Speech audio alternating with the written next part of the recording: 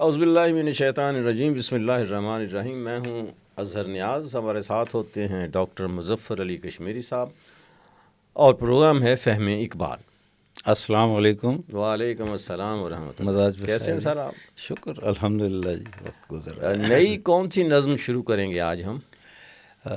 ایسا ہے کہ ہم نے فہم اقبال کے سلسلے میں تو پہلے سے ہم علامہ کی 2 طویل نظمیں جو ہیں وہ پڑھ چکے، تو علامہ کے کلام میں چند طویل نظمیں ہیں جن میں سے پہلی 2 شکوہ اور جواب شکوہ جو ہے جی وہ ہم نے پہلے پڑھی، اور اب اس کے بعد جو باقی ماندہ ہیں ان میں شمع و شاعر، اچھا جی، طلوع اسلام، خضر راہ، مسجد قرطبہ، ماں کی یاد، یہ ان کی اہم اور طویل نظمیں ہیں۔ جی تو اس میں بہت سارے جو ہیں وہ اہم نکات جو ہیں وہ بھی علامہ نے بیان کیے۔ تو آج ہم جو ہے علامہ کی نظم شمع و شاعر جو ہے جی اس کے تعارف سے جو ہے آج کے پروگرام کا آغاز کریں گے۔ ٹھیک ہو گیا۔ سن 1912 میں یہ نظم جو ہے یہ کہی گئی۔ ٹھیک۔ اس سے پہلے 1 سال پہلے 1911 میں جو ہے علامہ نے شکوہ اور جواب شکوہ جو تھا یہ پڑھی، اور وہ نظم جو تھی شکوہ وہ بھی انجمن حمایت اسلام کے ہی پلیٹ فارم پر جو ہے وہ پڑھی گئی۔ تو ہوتا یہ تھا کہ جب علامہ کوئی نظم پڑھتے تھے تو وہ چھپ کر پرنٹڈ فارم میں جو ہے وہ وہاں آ جاتی، اور اس کو پھر اسی وقت بیچ دیا جاتا تھا۔ اوکے۔ ہاتھوں ہاتھ بک جاتی تھی، اور وہ پیسے جو اکٹھے ہوتے تھے ان کو جو ہے وہ انجمن حمایت اسلام کی جو ہے وہ مدد کے لیے جو ہے وہ استعمال کیا جاتا تھا۔ جب ہم انجمن حمایت اسلام کا ذکر کرتے ہیں تو میرا خیال بہتر ہے کہ ہم بتائیں کہ انجمن ہے کیا۔ جی ٹھیک۔ جی 24 سپتمبر اور 1884 کو لاہور کے موچی دروازے کے اندر، قدیم جو لاہور تھا، جی وہاں جو ہے ایک مسجد تھی جو کہ بکی خان مسجد کے نام سے معروف تھی۔ ٹھیک۔ اس کے اندر بعد نماز عصر ایک چھوٹا سا اجتماع ہوا اور طے پایا کہ ہمیں ایک انجمن جو ہے وہ تاسیس کرنی چاہیے جو کہ امور خیریہ کے لیے، یتیمہ کی مدد کے لیے، نیکی کے کاموں کے لیے اس کو استعمال کیا جائے، اور انجمن کا وجود جو تھا وہ آ گیا۔ تو اب وہ اس کے فنڈز کا بھی ایک طریقہ، جیسے ایک تو یہ تھا کہ وہ تو بعد کی بات ہے، کیونکہ سن 1899 میں علامہ اقبال اسی انجمن حمایت اسلام کے جنرل سیکرٹری بھی مقرر ہو گئے تھے۔ اچھا جی۔ جی ہاں۔ تو لیکن یہ ہے کہ جو اس زمانے میں انہوں نے ایک ابتدائی سلسلہ مدد کے لیے، چندے اکٹھا کرنے کے لیے طے کیا، تو انہوں نے کیا کیا کہ لاہور کے ہر گھر کے اندر ایک ایک مٹی کا پیالہ جو تھا نا وہ دے دیا۔ اوکے۔ کہ گھر کی جو محترمہ ہے خاتون، وہ جس وقت آٹا گوندنے لگے تو ایک مشت جو ہے آٹا اس کے اندر ڈال دے۔ اللہ اکبر۔ اچھا۔ تو یہ لاہور کے ہر گھر کے اندر جو انہوں نے وہ پیالے دے دیے تھے، شام کو یا دوسرے دن مٹھی بھر آٹا جو تھا وہ اکٹھا ہو جاتا، اور وہ سارا آٹا اکٹھا کر کے بازار میں بیچ دیا جاتا، اور بیچنے کے بعد جو ہے وہ جو پیسے اکٹھے ہوتے وہ انجمن کے جو ہے وہ اس کی ڈونیشن ہو جاتا۔ پہلے سال جو ٹوٹل جو آٹا بکا وہ 754 روپے کا تھا۔ بڑی بات ہے جی۔ اور اس کے سارے اکٹھا کرنے کے لیے جو خرچہ آیا تھا وہ 344 روپے تھے. ٹھیک ہے, 50% تو چلا گیا. تو 410 روپے ان کو منافع ہوا, اور یہ بہت بڑا منافع تھا, بڑی رقم تھی جی. انجمن حمایت اس زمانے میں تو 100 روپیہ بڑی بات تھی. تو یہ اس طرح جو ہے اسلام جو ہے وہ اور پاکستان کی تاسیس کے اندر جو ہے یہ سارے سلسلے جو ہے شروع ہوئے.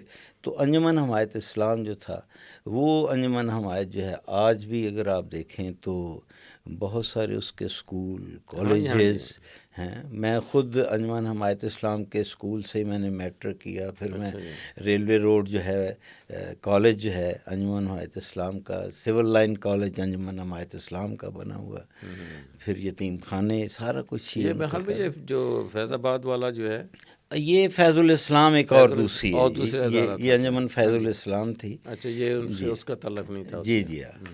تو لیکن اب وہ جو اچھی شخصیات ہیں ان کا بھی فقدان ہو گیا ہے. مجھے راول پنڈی میں ایک شخص جو ہے اس سے جو ہے وہ ملنے کا اتفاق ہوا, تو کہنے لگا کہ میں راول پنڈی کے سارے جو ہے نا لوگ ان کا جو ہے وہ احسان مند ہوں, میں ان کے خلاف کوئی بات نہیں سن سکتا. میں نے کہا کیوں, خیر ہو یار اتنا. کہنے لگا کشمیری صاحب, میں جو یہ فیض الاسلام کا جو یتیم خانہ ہے میں وہاں پلا ہوا ہوں. اچھا. اور وہاں ہر گھر سے کھانا آتا تھا. کیا کہتے ہیں, تو میں نمک حرامی نہیں کر سکتا ان کے ساتھ.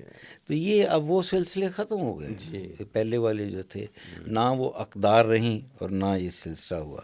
تو علامہ اقبال نے یہ جو ہے وہاں رواز ہاسٹل تھا انجمن حمایت اسلام کا, تو اس کے صحن میں جو ہے یہ نظم پڑھنے کا انتظام تھا.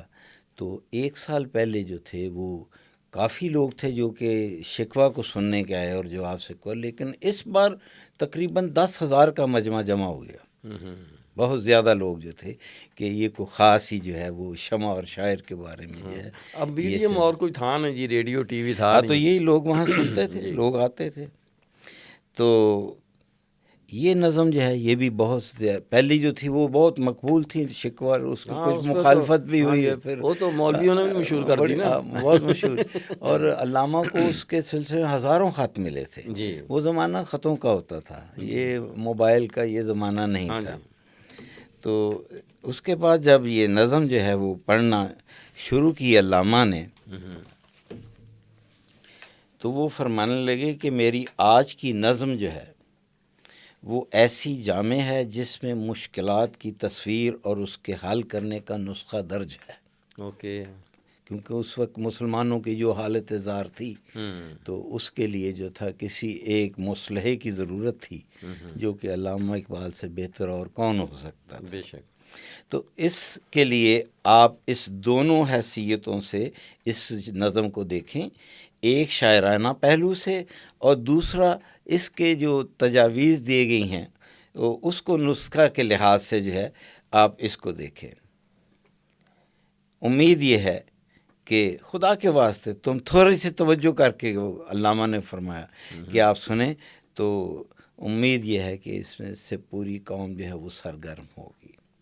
یہ جو میں نے چند باتیں کہی ہیں, یہ جو جس وقت وہ ان کا سالانہ 27واں انجمن حمایت اسلام کا جو اجلاس تھا, تو اس کے اندر جو تھا وہ یہ جلسے میں پڑھی گئی تھی نعت. تو اس کی جو انہوں نے رپورٹ بعد میں شائع کی, اس میں یہ ساری چیزیں یہ درج ہیں, موجود ہیں. مجھے خود اعزاز حاصل ہے کہ میں 75ویں اجلاس یا 76ویں اجلاس میں جو تھا اس وقت میں میٹرک کا طالب علم تھا اور ایوب خان کا دور تھا. تو وہ جلسہ جو تھا اس کی صدارت ایوب خان کر رہا تھا, اور میں نے اس میں جو ہے وہ ابتدائی طور پر قرآن کی تلاوت کے بعد نعت جو تھی وہ میں نے پڑھی تھی. یہ میرا اعزاز ہے, مجھے یاد ہے یہ سارا کچھ. تو وہاں چونکہ ذکر ہو رہا ہے طویل نظموں کا, تو علامہ نے اس نظم کے 10 بند ہیں. ایک بند اس کا فارسی زبان میں ہے جو ابتدائیہ ہے. اچھا. جو ہم انشاءاللہ جب اس کی وقت آئے گا تو آپ اس کو سنیں گے. تو علامہ نے ابتدائی 5 جو بند تھے نا وہ اس جلسے میں سنائے. اب 10 بند کیوں نہیں سنائے جا سکے؟ کیونکہ جس وقت یہ پڑھنے کا وقت آیا نظم کا تو اس وقت منتظمین میں 2 اشخاص تھے. ایک صاحب جو تھے ان کا نام تھا سلطان اور دوسرے تھے فقیر سید افتخار الدین. اب دونوں کی خواہش یہ تھی کہ جلسے کی صدارت وہ کریں. علامہ نے یہ حل پیش کیا، کہنے لگے کہ بہتر یہ ہے کہ اس کو 2 حصوں میں تقسیم کر لیتے ہیں. تم 10 بند کے تم چیئرمین 5 بند کے آپ چیئرمین، 5 بند کے آپ ہو جائیں. اور پھر ایسا ہی ہوا کہ علامہ نے پہلے 5 بند جو تھے وہ پڑھے، پھر ایک وفا کیا گیا، صدارت کو تبدیل کیا گیا. واہ. تو وہاں ایک علامہ نے ایک قطع سنایا. علامہ فرماتے ہیں ہم نشین بی ریایم از رہے اخلاص گفت. یہ جو میرے ساتھ بیٹھا ہوا ایک دوست ہے جو بے ریا ہے، بڑا دل کا پاکیزہ دل ہے، اس نے کہا اے کلام تو فروغ دیدہ یہ برنا و پیر. میاں تمہارا یہ جو کلام ہے یہ تو ہر بوڑھے اور نوجوان جو ہے یہ اس کے لیے جو ہے یہ مشعل راہ ہے. لفظ برنا استعمال کیا گیا ہے. برنا جو ہے وہ جوان کو کہا جاتا ہے فارسی میں. اچھا جی. اور پیر جو ہے وہ بوڑھے کو. آپ نے ایک فارسی کی ضرب المثل سنی ہوگی اور وہ ہے توانا بود ہر کے دانا بود. ہر وہ شخص جو ہے وہ قوی ہے، پاورفل ہے، توانا بود، جو کہ صاحب علم ہے. یعنی ہم اس کو نالج از پاور جو ہے انگریزی میں اس کی ٹرانسلیشن کرتے ہیں اور وہ ہے. لیکن یہ ایران کے مورخ شاعر فردوسی جو ہے ابوالقاسم فردوسی، یہ اس کا ایک شعر کا ایک مصرع ہے جو کہ ضرب المثل کی شکل اختیار کر گیا. تو جو مکمل شعر ہے وہ یہ ہے کہ توانا بود ہر کے دانا بود زدانش دل پھیر برنا بود. یہ جو برنا کا لفظ آیا میں نے آپ کو اس کی طرف اشارہ کر کہ جو علم ہے یہ بوڑھے کو بھی جوان رکھتا ہے. صحیح بات ہے. یہ تو آج پتہ چلا آپ کے جوانی کا راز. اللہ خوش رکھے. تو درمیانے انجمن معشوق ہرجائی مباش. جب کوئی بزم ہو تو ایک ہرجائی معشوق کا رول جو ہے وہ مت ادا کریں. گاہ با سلطان باشی باہ باشی با فقیر. ہاں جی، ایک سلطان تھا جس نے وہاں اس وقت کرنی تھی صدارت اور ایک تھا فقیر تھا. اس نے کہا کوئی بات نہیں، آپ دونوں ہی ہمارے لیے محبوب ہیں، معشوق ہیں، چاہے سلطان ہو جائے چاہے فقیر ہو جائیں. گفتمش، میں نے اس سے کہا اے ہم نشین معذور میدارم تھورا. اے میرے ہم نشین، میرے ساتھ بیٹھے ساتھی، میں تم سے معذرت چاہتا ہوں. در طلسم امتیاز ظاہری ہستی حسیر. آپ لوگ یہ ظاہری چیزوں کے خام خواہ اسیر ہوئے ہیں. یہ کیا ہے کہ جی میں نے صدارت کرنی ہے، میں نے کرنی ہے. من کے شمع عشق را در بزم دل افروختم. یہ جو پیار محبت عشق کی جو شمع ہے یہ دل میں ہونی چاہیے، یہ ظاہری باتوں میں نہیں ہونی چاہیے. سوختم خدرا و سامان دوئی ہم سوختم. میں نے اپنی ذات کو بھی جو ہے اس میں جلا کر رکھ دیا اور دوئی جو ہے یہ نہیں، وحدت جو ہے اس کو ہمیشہ جو ہے اتر دی. یہ علامہ نے وہاں جو ہے یہ قطع پڑھا اور اپنی اس تیاری میں مصروف ہو گئے. اور پھر انہوں نے 2 حصوں میں یہ جو تھی نظم جو ہوئی. یہ نظم جو ہے یہ مولانا ظفر علی خان صاحب نے اسے اپنے پریس میں خاص طور پر اس کی 10,000 کاپیاں چھپوائی ہیں اس وقت، ماشاء اللہ. اور 8 آنے فی کاپی، اس کا مطلب 5,000 روپیہ اکٹھا ہو گیا. کیا کہنے، وہ بک گئی. ہاں جی.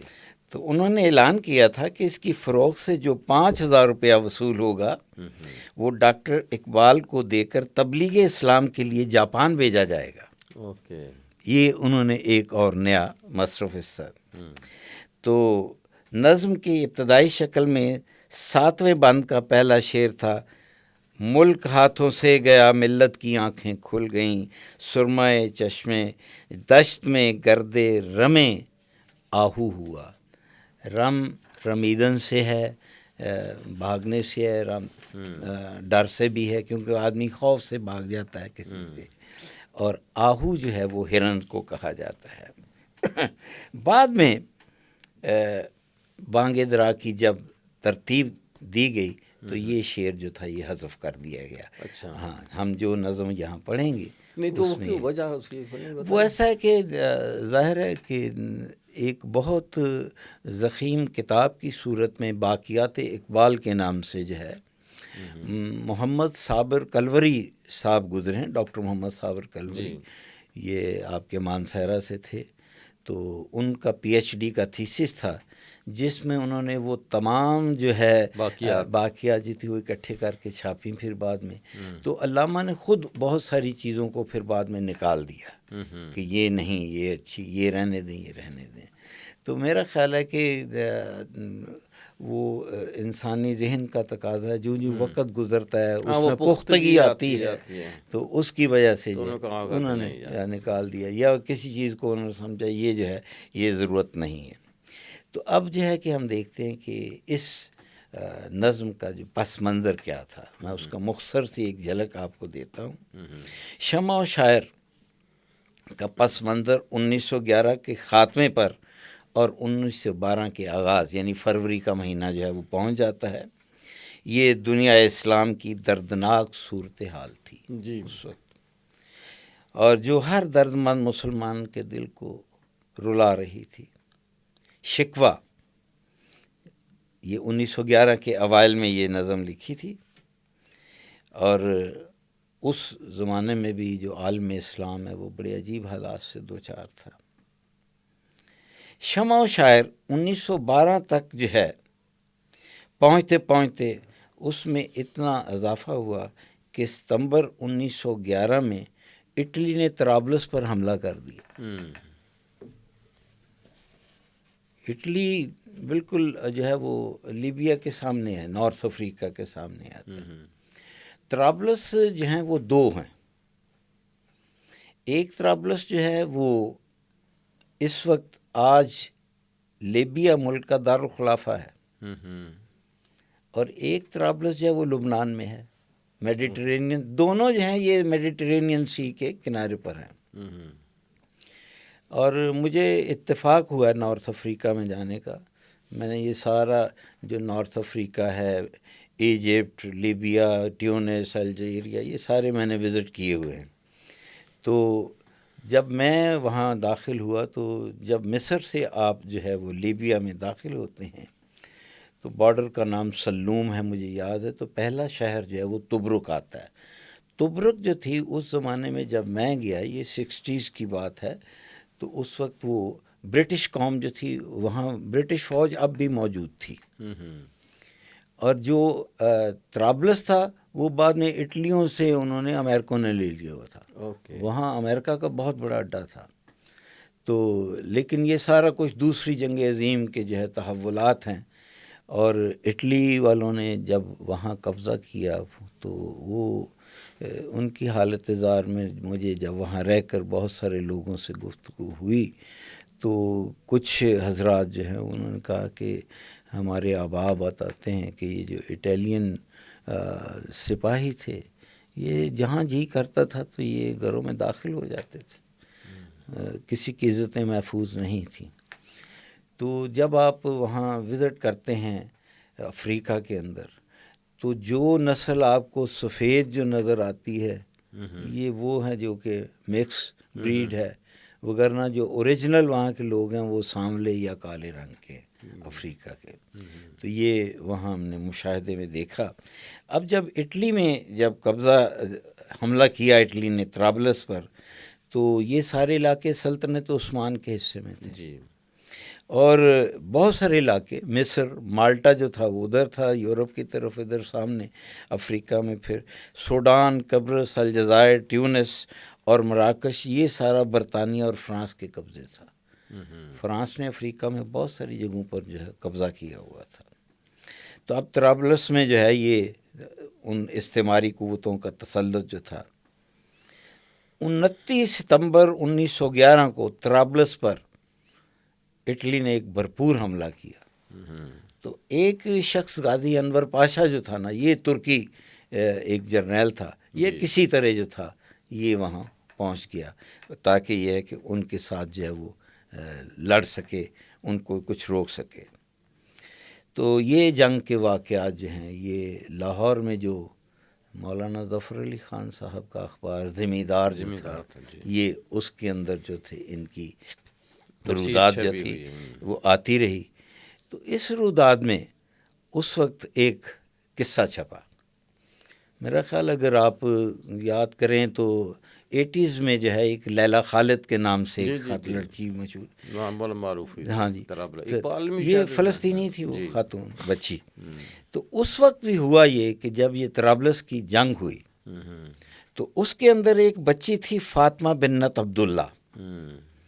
تو یہ ایک قبیلہ تھا جس کا نام ہے برائسہ. تو برائسہ قبیلے کا سردار جو تھا عبداللہ، اس کی وہ بیٹی تھی.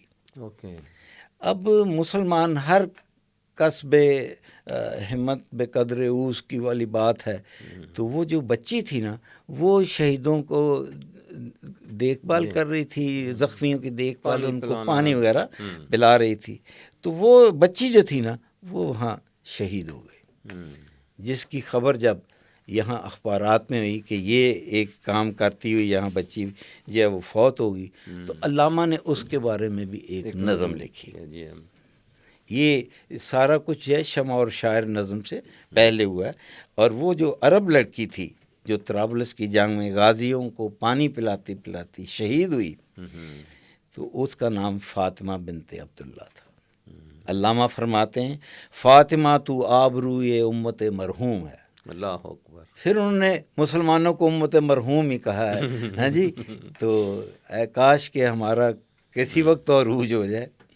ذرہ ذرہ تیری مشت خاک کا معصوم ہے، یہ سعادت حور صحرائی تیری قسمت میں تھی، غازیان دین کی سقائی تیری قسمت تھی. سقا کہتے ہیں پانی پلانا والے بچے، تو سقائی پانی پلانا. یہ جہاد اللہ کے راستے میں بے تیگ و سپر، تو نے جو اجتہاد کیا، نہ تمہارے ہاتھ میں تلوار ہے نہ ڈھال ہے، لیکن یہ پانی پلانا بھی جہاد ہے وہ جو کر رہی تھی. ہے جسارت آفرین شوق شہادت کس قدر. اور تم نے اس عمر میں جو ہے تم میں یہ جسارت ہے کہ تم شہادت کا بھی خوف نہیں ہے اور شوق بھی ہے کہ اگر میں وہاں شہید ہوگی تو میں شہیدوں میں نام ہوگا. یہ کلی بھی اس گلستان خزاں منظر میں تھی. یہ بھی ایک غنچہ تھا، چھوٹی سی بچی تھی، اور یہ گلستان جو کہ خزاں کا منظر پیش کر رہا ہے، شہید پڑے ہوئے ہیں، ادھر لاشیں پڑی ہوئی ہیں، تو اس کے اندر ایک کلی جو تھی وہ مسکرانے کے لیے تھی. ایسی چنگاری بھی یارب اپنی خاکستر میں تھی. اس میں ایک چنگاری بھی تھی. اپنے صحرا میں بہت آہو بھی پوشیدہ ہیں. اس صحرا میں بہت سارے ایسے جو ہیں آہو، اب جو ہے وہ سمجھ لیں کہ شاہ سوار کی طرف اشارہ ہے، مجاہدوں کی طرف اشارہ ہے. بجلیاں برسے ہوئے بادل میں وہ خوابیدہ ہے. ایسی جو بھی سخت سخت حملے بھی ہو جائیں لیکن کسی کو پتہ نہیں کہ کون سا مجاہد ہے وہ کہاں سے جو ہے وہ نکل آئے گا. فاطمہ گو شبنم افشاں تیری آنکھ تیرے غم میں ہے. بہت سارے لوگ تمہاری اس شہادت پر رو رہے ہیں. نغمہ عشرت بھی اپنے نالے ماتم میں ہے. رقص تیری خاک کا کتنا نشاط انگیز ہے، اور ذرہ ذرہ زندگی کے سوز سے لبریز ہے. ہے کوئی ہنگامہ تیری تربت خاموش میں، پل رہی ہے ایک قوم تازہ اس آغوش میں. بے خبر ہوں گرچہ ان کی وسعت مقصد سے میں، آفرینش دیکھتا ہوں ان کی اس مرکز میں. تازہ انجم کا فضائے آسماں میں ہے ظہور. لفظ انجم ہم ستارے کے لیے استعمال کرتے ہیں، لیکن یہ ایک نہیں، انجم جمع ہے اور نجم جو ہے وہ ایک ستارہ ہے. نجم کی جمع انجم ہے، بہت سارے ستارے. دیدہ انسان سے نامحرم ہے جن کی موج نور، جو ابھی ابھرے ہیں ظلمت خانہ ایام سے، جن کی ذو نا آشنا ہے قید صبح و شام سے، اور جن کی تابانی میں انداز کہن بھی نو بھی ہے، اور تیرے کوکب تقدیر کا پرتو، یعنی تیری قسمت کا ستارہ جو ہے نا وہ بھی آپ کو وہاں چمک رہا ہے۔ تو یہ تھی ایک پس منظر میں آگے۔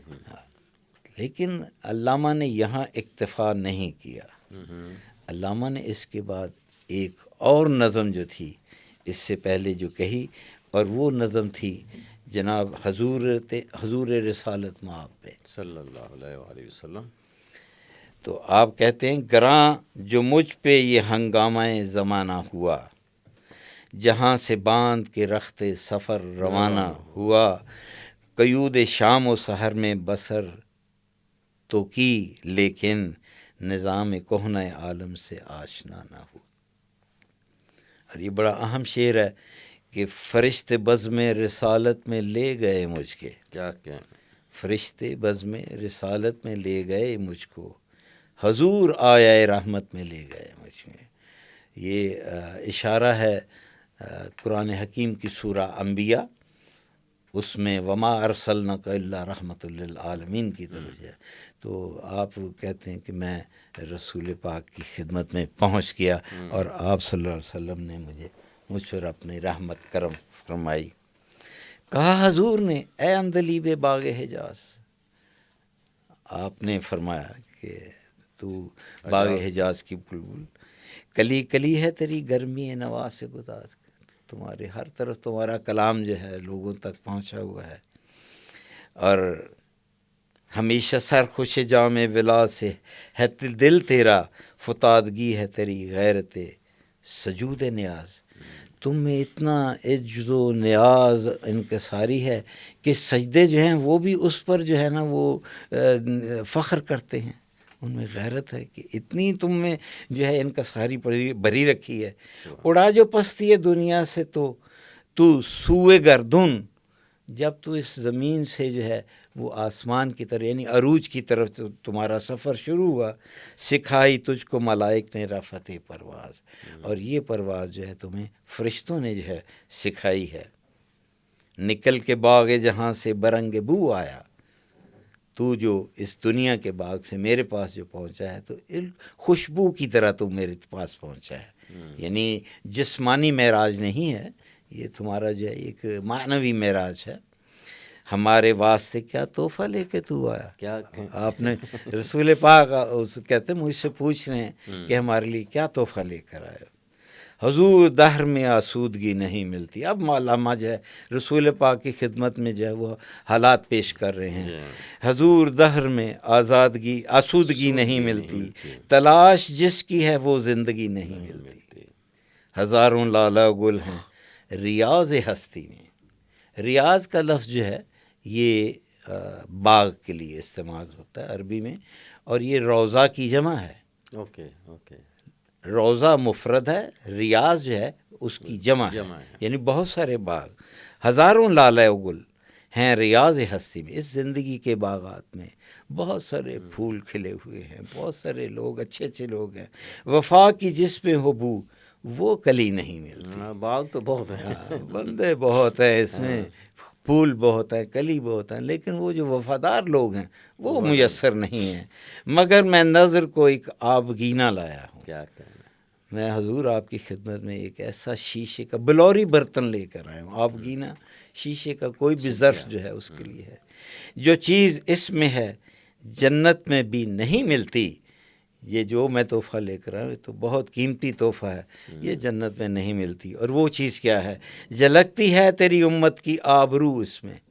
اللہ اکبر، یا رسول پاک، اے میرے حضور، جو چیز ہے یہ تحفہ میں لے کر آیا اس میں اس امت کی آبرو جو ہے وہ جھلک رہی ہے، طرابلس کے شہیدوں کا ہے لہو اس میں طرابلس کے شہیدوں کا لہو ہے۔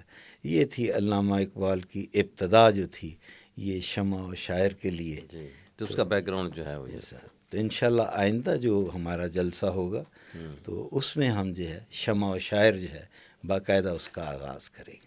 بہت شکریہ جی، میں ہوں اظہر نیاز، پروگرام فہم اقبال، اور ہمارے ساتھ ہمیشہ سے جیسے ہوتے ہیں آج بھی تھے جناب مظفر علی کشمیری صاحب، بہت شکریہ سر۔ وعلیکم السلام، خدا حافظ جی، خدا السلام حافظ۔ علیکم۔